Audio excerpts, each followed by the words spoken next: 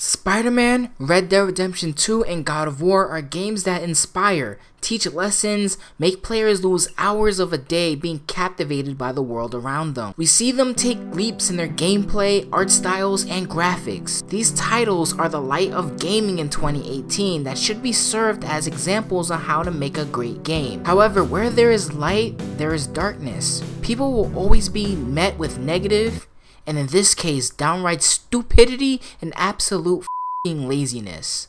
Fallout 76 and Battlefield 5 show a dark place in the video game industry moving forward, and it disgusts me the fact they believe their consumers are downright accepting of the stupidity because of reputations of past titles. Before we talk about how these games serve as examples as how they can ruin the video game industry in the future, let's talk about these titles doing stupid and lazy things.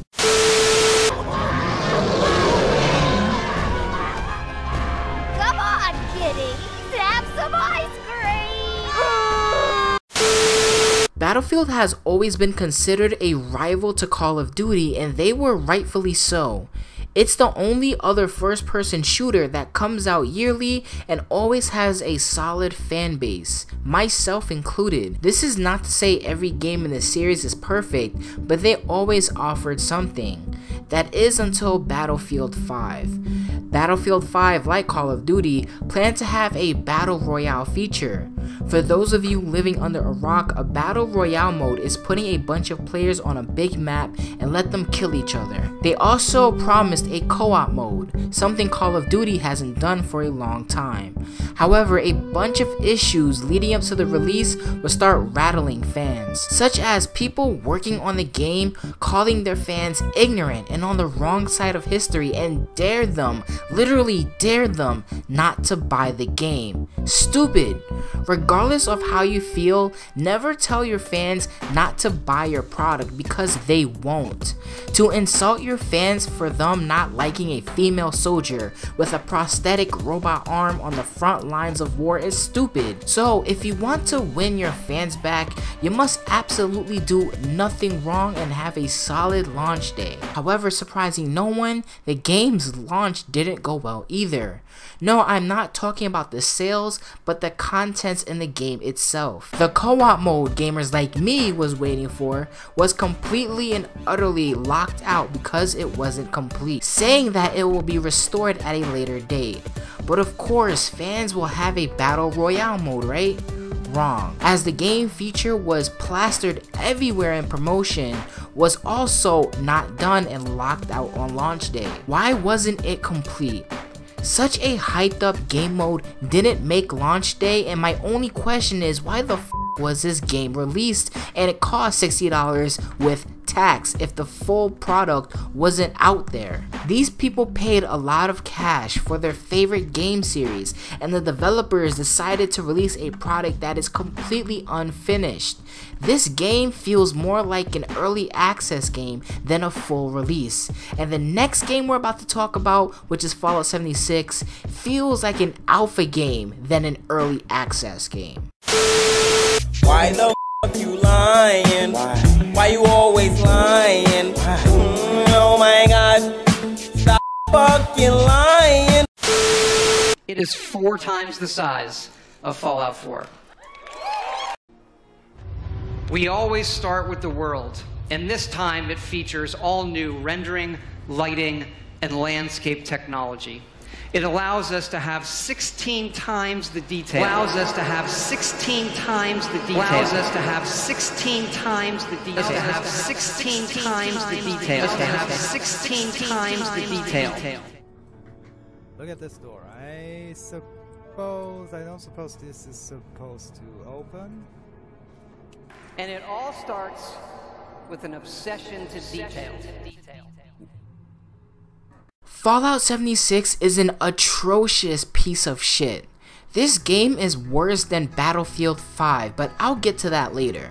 This game, if you want to call it a game, is nothing but a cash grab. It was supposed to be a new look to the Fallout series, more artistic, more technology, and better performance than Fallout 4 was. Todd hyped this game up. He hyped it to be a better experience than previous entries. Yes, it was always online, but its main component was to bring the world together, and it would just work. But no, Todd, this game doesn't just work. In fact, it's the very opposite.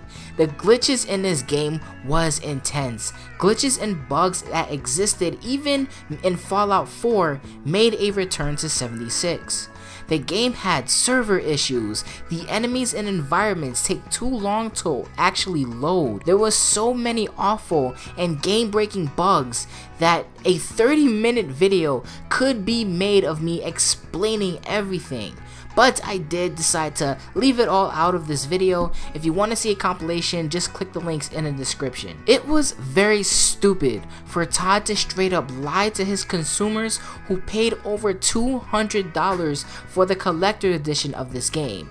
Those who paid that money were essentially robbed. It sucks because EA, yeah, they fuck up a lot, so hearing that another game of theirs fucked up isn't a surprise to me. But with Bethesda, it's a different story. When I hear the name Bethesda, I think of quality, I think of control, I think of single player, and most importantly, I think of creativity. Now consumers, including myself, have to be afraid if the next game is going to be just as buggy as 76 was. However, how will the stupidity and the ignorance and everything that Battlefield 5 and 76 offered can affect the future of the gaming industry? And here's how.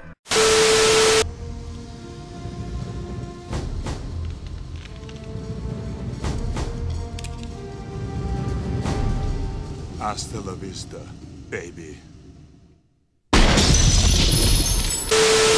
If the game industry loves anything more than making games, it's following trends. Think of the microtransactions trends. Once games started implementing horrible microtransactions practices, it felt studios hopped on the bandwagon and started putting their own microtransactions in their games. When EA said single player games are dying, the trend was the other gaming studios make fun of EA for saying this. Companies put battle royale modes in their games. Overwatch gaming style of selecting heroes in combat led to other games doing the same exact thing, leading to an oversaturated market. The gaming world loves trends. They love to capitalize on the success of other games. This isn't always a bad thing though. Trying to one-up the other makes the gaming industry thrive and makes AAA gaming more advanced, more better, and more creative. But what would have happened if EA did not receive backlash for Battlefield 5 and Fallout 76 got off scot-free? The gaming industry will think it's okay to release games unfinished and patch them later. I'm sure Fallout 76 and Battlefield 5 will get better in time, but what happened to finish it first? Why is it suddenly finished later? There was a time when if you spent $60 or more on a product, it will be working out the box. No Man's Sky, the release, was a boring, dull experience, obviously unfinished. However, today it expanded, it grew. Today is the way it should have been when it first hit shelves. And the fact that people compliment the game today is really sad to me because I do not want this release it unfinished and finish it later mentality. Yes, Fallout 76 and Battlefield 5 did receive a massive amount of backlash, and I'm pretty sure a lot of studios looked at that and said, we're not doing it. But it only takes one developer to get away with it. It only takes one AAA developer for fans to ignore, and that becomes the new trend in the industry, releasing games unfinished and then releasing them later. If 76 and Battlefield 5, they had amazing launches. If no backlash was given, they, I believe, would have destroyed the future of AAA gaming, at least in the sense of these big corporations. Gaming means a lot to me. Gaming really takes me away from the problems of my life. But it sucks if I have to buy a $60 game and realize the features that the game promised would be there at launch day isn't. What if I buy a game and the game is plagued by thousands of bugs like Fallout 76? What if the experience that's supposed to take me away from the reality of my life just makes it more stressful trying to deal with the problems in game? I don't want that, and I don't want that to become the standard of video games in the future. Fallout 76 and Battlefield 5 tried this with their consumers and they failed. But one day, once consumers accept the fact that this happens and they let these developers go scot-free, I guarantee you gaming will change for the worst. If you guys like this video, check out the critical looks, other videos in the series. I really do love making this series, and you guys seem to love the videos I'm producing out of it. So let me know in the comment section down below, what game should I talk about next? I'm gonna be out of here. Thank you guys for listening. Deuces.